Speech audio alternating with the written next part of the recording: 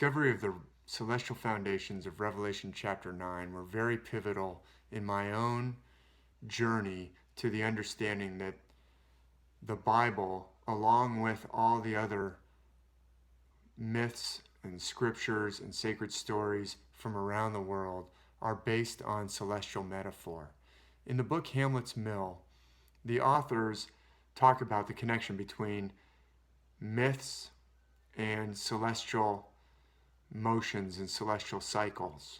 They don't always really lay out a clear explanation. A lot of times they're relying on the planets when I would argue they should be relying more on connections to specific constellations, but they certainly notice that there's a connection, and they lay out a lot of different myths from around the world.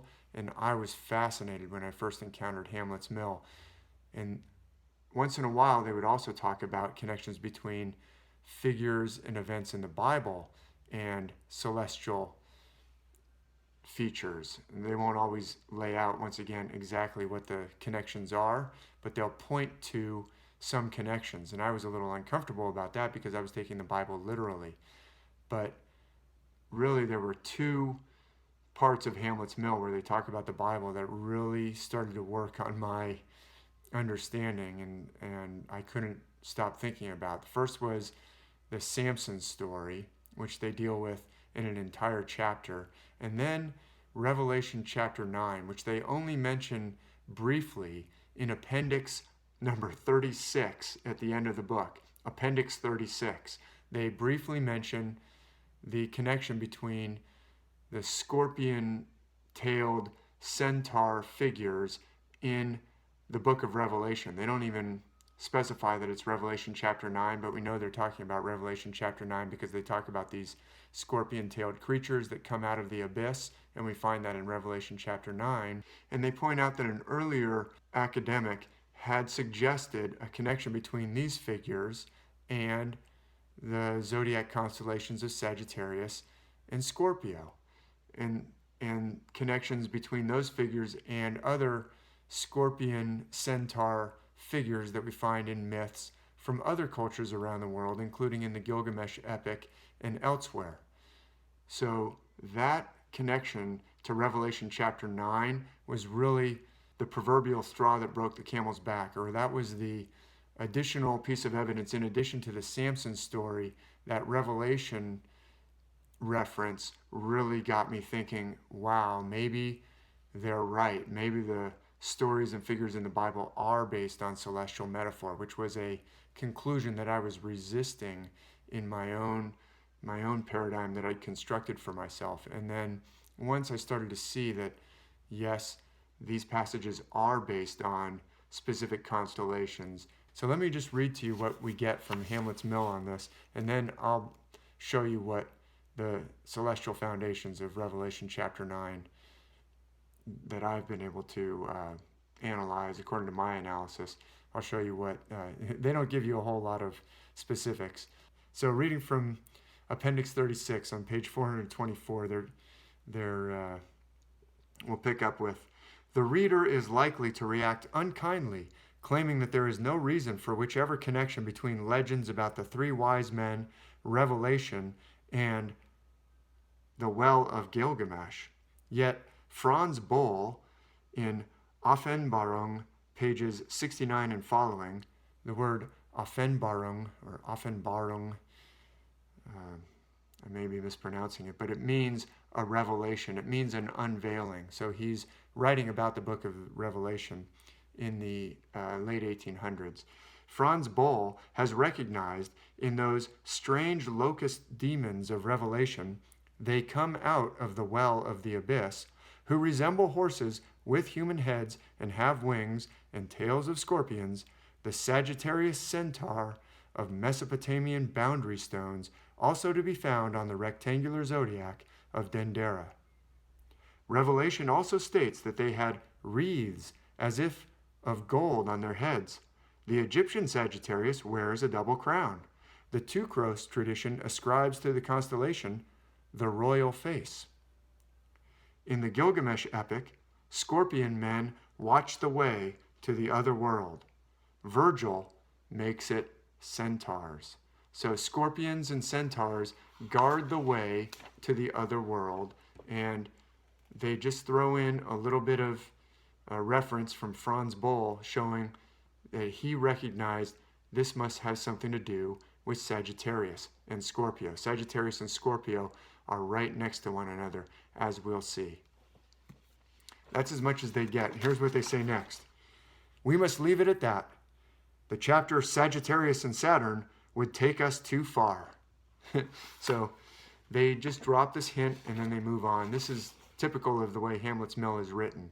But they note that Sagittarius/Scorpion figures also seem to be associated with crowns in some other artwork or myth cycles from other cultures, and crowns are also mentioned in Revelation. Let's see why that is, because as I started to see this for myself, so that's as much as they give you, but I started looking at the constellations in the passage and piecing together the connections, and you'll see that the connections are very strong, that Revelation chapter 9 is very clearly based on celestial figures. So let's take a look at the text itself and explore its celestial foundation.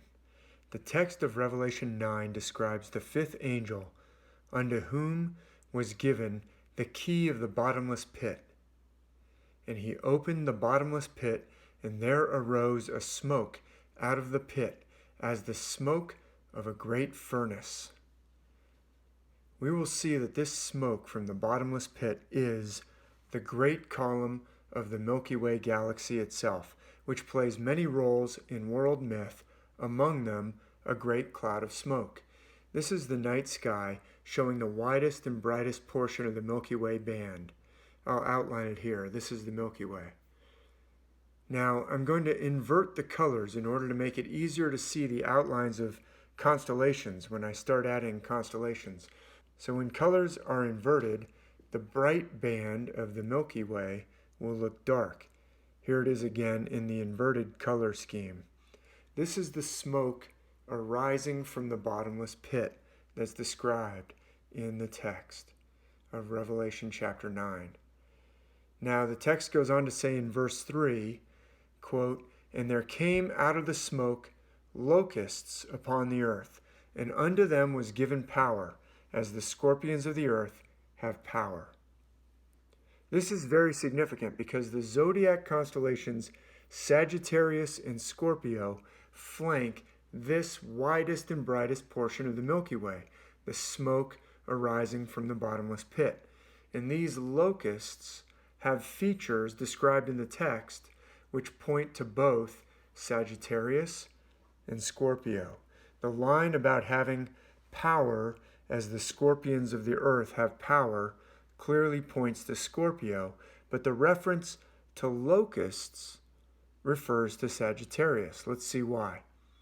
Here's the constellation Sagittarius, as outlined by H.A. Rey in his 1952 book, The Stars, A New Way to See Them. From this outline, we can't really see how Sagittarius relates to the locusts of Revelation 9, but it turns out that the brightest stars of the constellation Sagittarius form an asterism, which in modern times is known as the teapot. Here it is. And H.A. Rey actually mentions the teapot in his book, his 1952 book. The teapot outline is very easy to locate in the night sky, even if you have difficulty seeing all of the outline of Sagittarius, because the teapot basically connects the brightest stars of Sagittarius. Now, I'm convinced that this teapot outline is sometimes seen in ancient myth as a locust. H.A. Rey doesn't discuss this. In fact, to my knowledge, he doesn't discuss the amazing correspondences between his outlines and the ancient artwork and ancient texts of the world. But this teapot outline, sometimes it plays the role of an oil lamp, which makes sense because a teapot and an oil lamp look pretty similar. But sometimes it's clearly envisioned as a locust, which of course is kind of a large grasshopper. Can you see how this outline could be envisioned as a locust? It even has two antennae right here. Now I'm going to add in an actual locust so you can see how much the teapot resembles a locust. So when Revelation 9 is talking about locusts, that's referring to Sagittarius, the locusts who came out of the smoke. And they have power as the scorpions of the earth have power. And later in the same passage, there's more references to scorpions, including a line in Revelation chapter 9 and verse 10, which says that they had tails like unto scorpions, and there were stings in their tails. And then right next to Sagittarius here, we see the constellation of Scorpio. Sagittarius and Scorpio are the two important zodiac constellations positioned on either side of this brightest part of the Milky Way band, and all the references in this passage of Scripture are referring to this specific region of the night sky. Now, as the authors of Hamlet's Mill point out in the passage we looked at, these scorpion locusts are also described as being like centaurs. The text of Revelation 9 states very directly in verse 7 that, quote, "The shapes of the locusts were like unto horses prepared unto battle, and on their heads were as it were crowns like gold, and their faces were as the faces of men," end quote. So they're obviously not just horses because they have faces like men and they're wearing crowns on their heads. So they're centaurs. They have horse-like bodies and human heads. So they're like locusts, but they're also like centaurs. Centaurs combine the features of horses and human torsos and human faces, just as this verse describes. And as it turns out, the constellation Sagittarius, which contains the teapot outline that we've seen can be envisioned as a locust, that constellation Sagittarius is historically associated with the figure of a centaur. Now, here's the H.A. Ray outline of Sagittarius, which I've found to be extremely helpful for detecting celestial references to Sagittarius in ancient myths from many cultures, including references in the Bible texts. But it doesn't seem to look much like a centaur. It looks more like someone carrying a bow and wearing a very long skirt or dress. However, I've found that if we just connect a few additional nearby stars, adding one more leg and a horse-like tail, then the long dress becomes the horse body of a centaur with a human torso. And now the Sagittarius outline suddenly resembles a centaur carrying a bow, just as Sagittarius is often depicted in artwork down through the centuries. Indeed, the verse we just cited from Revelation declares that these locusts, who are like unto horses and who have the faces of men, also have crowns like gold. And this is another textual clue referring to this same region of the heavens, because directly adjacent to the constellation Sagittarius, we find the constellation Corona Australis, or the Southern Crown. This constellation, located immediately next to Sagittarius, explains the many crown references in artwork and myth of other ancient cultures, which are noted by the authors of Hamlet's Mill and the other earlier scholars that they reference in the passage that we read from Hamlet's Mill, Appendix 36. Then, in the very next verse of Revelation 9, we're told that these locust beings, which have tails like unto scorpions, but which are also like unto horses prepared unto battle, and which have the faces of men, these same locust beings are described as having hair as the hair of women. This is another celestial clue pointing to the constellation Sagittarius, which has this distinctive line of stars rising from the actual outline of the head of the constellation in the night sky.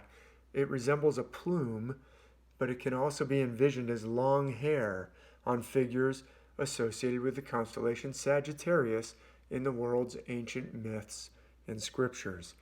The clues in the text itself are very extensive, and I would argue they're conclusive in identifying this specific region of the sky with the scene described in Revelation chapter 9. Now, the text of Revelation 9 goes on to say in verse 11 that these scorpion, locust, centaur beings have a king over them, which is the angel of the bottomless pit, whose name in the Hebrew tongue is Abaddon, but in the Greek tongue hath his name Apollyon.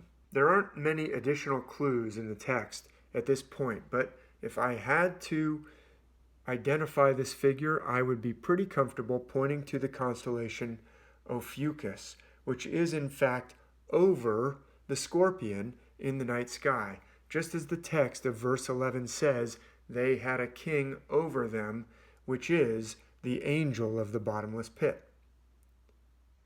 Ophiuchus definitely plays the role of an angel in many passages in Revelation.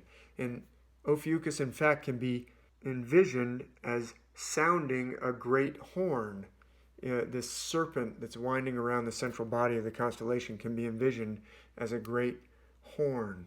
And in fact, in other myths, such as the Norse myths, Ophiuchus is a figure who's holding a tremendous horn that sounded at the last day at Ragnarok. So very similar to the angel sounding the horn, angels sounding these horns and trumpets in Revelation.